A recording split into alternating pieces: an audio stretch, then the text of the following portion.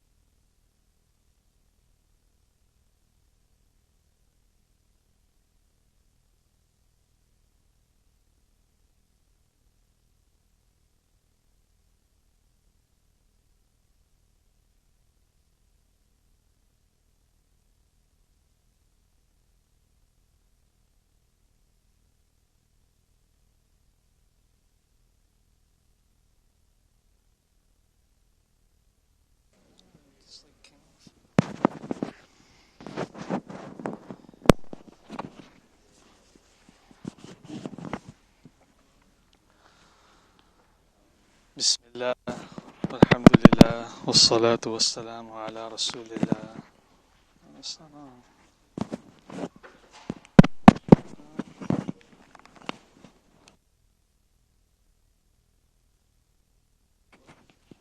Yeah, this makes not work.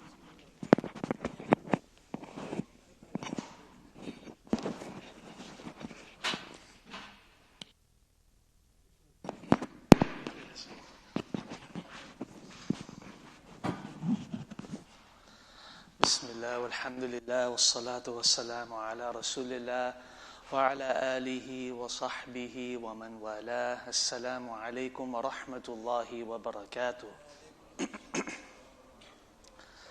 Inshallah, today we are covering Surah Hūd, verses 15 and 16. I'll read the Arabic and then we can discuss some commentary and reflections. أعوذ بالله من الشيطان الرجيم. بسم الله الرحمن الرحيم. من كان يريد الحياة الدنيا وزينتها نوفي إليهم أعمالهم فيها وهم فيها لا يبخسون أولئك الذين ليس لهم في الآخرة إلا النار وحبط ما صنعوا فيها وباطل ما كانوا يعملون. صدق الله العظيم. And the translations of these ayat are as follows: that if anyone desires the life of this world with all of its beauty, we shall repay them in full in this life for their deeds, and they will be given no less. But such people will have nothing in the hereafter except the fire. Their work here will be fruitless and their deeds futile. And so immediately what we can look at, there are a lot of verses that talk about, that are structured in this sort of similar way. That Allah says, if you desire, مَنْ كَانَ يُرِيدُ الْعَاجِلَةِ or مَنْ كَانَ يُرِيدُ حَرْثَ الدُّنْيَا, that if you desire this fleeting world, or the harvest of this dunya, then we will make it easy for you to get what it is that you want. And let's just take a pause and look at this word that we all commonly understand and hear so often, which is ad-dunya, al-hayat ad-dunya. What is actually ad-dunya? Ad-dunya, this in Arabic, this is the feminine form of adna.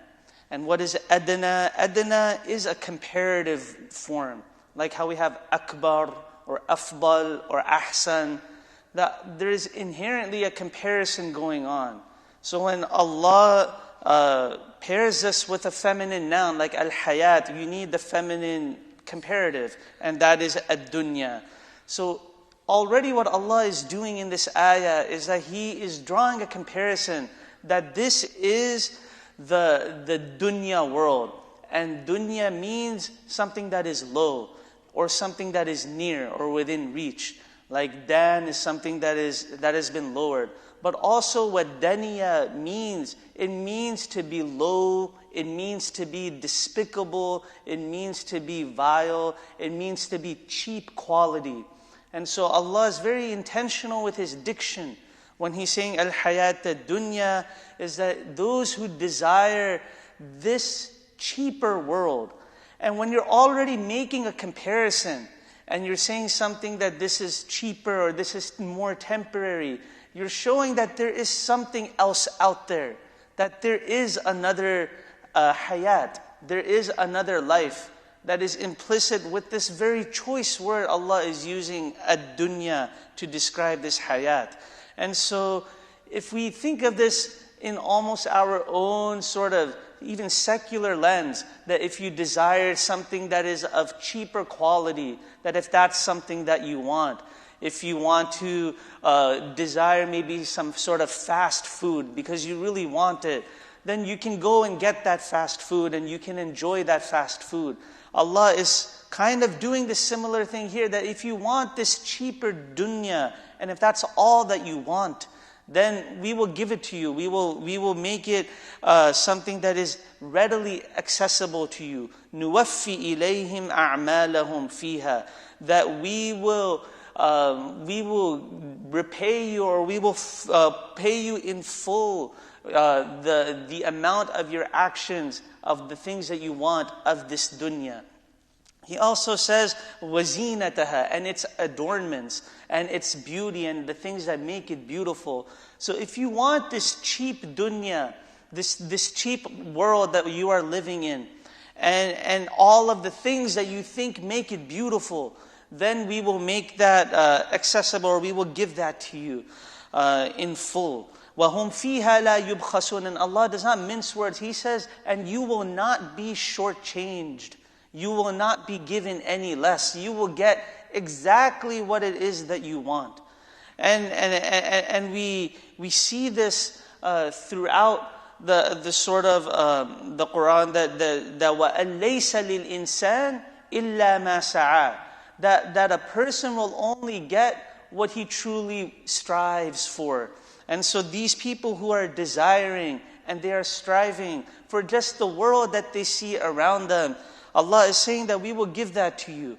But then Allah says, أُولَٰئِكَ الَّذِينَ لَيْسَ لَهُمْ فِي الْآخِرَةِ إِلَّا النَّارِ.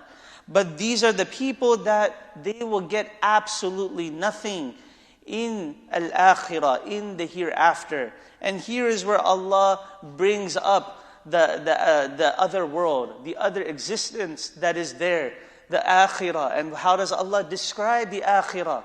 Allah describes the akhirah in other ayat using a comparison, that وَالْآخِرَةُ خَيْرٌ وَأَبْقَى, that the akhirah, it is better and it will last, unlike this dunya.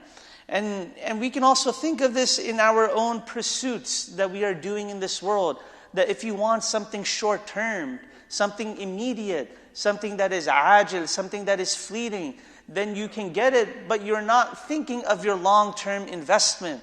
You're not going to get anything long-term. You're just going to get your immediate satisfaction, your immediate pleasure.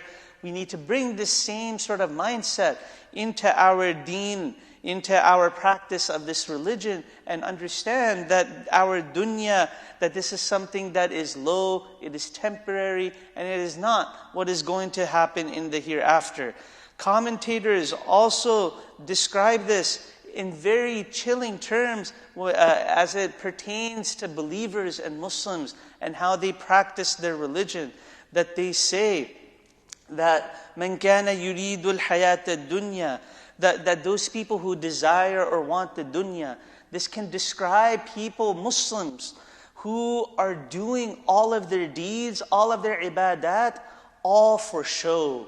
That they're doing it not with this ikhlas or this sincerity of really thinking of the hereafter, but they're doing it because other people are watching, their parents are expecting them to be doing some things, they want to be seen by others, riya and nas, that they're showing off in front of people, that those people who do all of their sadaqah, all of their salah, everything that they're doing, if they're just doing it for optics, then this verse also pertains to them.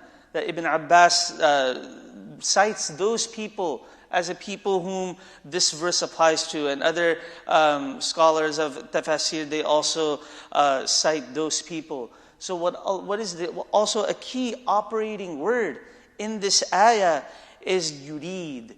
Yurid is really your niyyah, your intention. That yurid is something that you want and you desire. And only you know what it is that you really want and why you're doing this. That inshallah our irada, our will of pleasing Allah is what brought us here for Fajr. That our irada, our will, our niyyah is what kept us here to stay after the Fajr to hear some tafsir or hear some reflections. That really needs to be something that we make sure is sound. That our irada, our will, and our niyyah is something that is there. As we all know the hadith, that إِنَّمَا الْأَعْمَالُ بِالنِّيَّاتِ, that indeed our actions are by their intentions. And so our intentions, our irada, our will, it needs to be sound, it needs to be proper for Allah and for desiring the akhirah. There's so many ahadith that talk and refer to even Muslims, that they say, "Man kana yu'minu billah wal yawmil akhir." It doesn't enumerate all the other articles of faith or articles of belief, because it's so clear that it's all about Allah and also the akhirah. So our true desires and the true things that we are striving towards, it needs to be for that akhirah. And we know, and Allah knows that this is difficult. His very usage of the word akhirah shows that this is something that is farther down the line, that it is not immediate as this dunya is. And so we need to be wary of that, because we don't want to end up as Allah shows in the verse, in the second of the two verses that we're reading, that لَيْسَ لَهُمْ فِي الْآخِرَةِ إِلَّا النَّارِ. Because if they haven't done anything to prepare for the akhirah, that if it was all for this worldly life, then they won't be met with anything other than hellfire, because they did not prepare to protect themselves from the hellfire. They were not doing any of their deeds or any of their desires in this world. It was all just for this temporary world, for people to see that they are doing whatever good that they're doing, and they're not doing it with any true sincerity and with any intention in mind for preparing for the hereafter. Allah says, and He doubles down at the end of that verse, that وَحَبِطَ مَا صَنَعُوا فِيهَا, that the things that they had endeavored towards, or that they had wrought, or that they had made, all of their deeds that they had done, it is all going to be habita, it is all going to be bare, it is all going to be futile. It's not going to amount or sprout into anything. Allah says in another verse, that قُلْ هَلْ نُنَبِّئُكُمْ بِالْأَخْسَرِينَ أَعْمَالًا, should we tell you of those who are the greatest of the losers? And Allah says, أخسرين أعمالا الذين ضل سعيهم في الحياة الدنيا وهم يحسبون أنهم يحسنون صنعا, that they are those people who were misguided in the deeds that they were doing, and the whole time they thought that they were doing whatever they were doing, it was the beauty, that they were doing beauty in those things, that they were doing right, when in reality they were not doing correctly, because their intentions, their vision, their irada, it was not towards Allah. And Allah concludes, وَبَاطِلٌ مَا كَانُوا يَعْمَلُونَ, and all that they had done, it will be in vain, it will be futile. And so we ask Allah for protection, that this does not become the fate of ourselves, that we are saved from such a doom, that our ikhlas, it is truly there in every single act that we are doing in this world, in our ibadat, in our acts of worship, and in our mu'amalat, in our interactions that we are doing with one another. And we ask Allah for tawfiq and for istiqamah. آمين. أقول قولي هذا سبحان ربك رب العزة عما يصفون وسلام على المرسلين والحمد لله رب العالمين.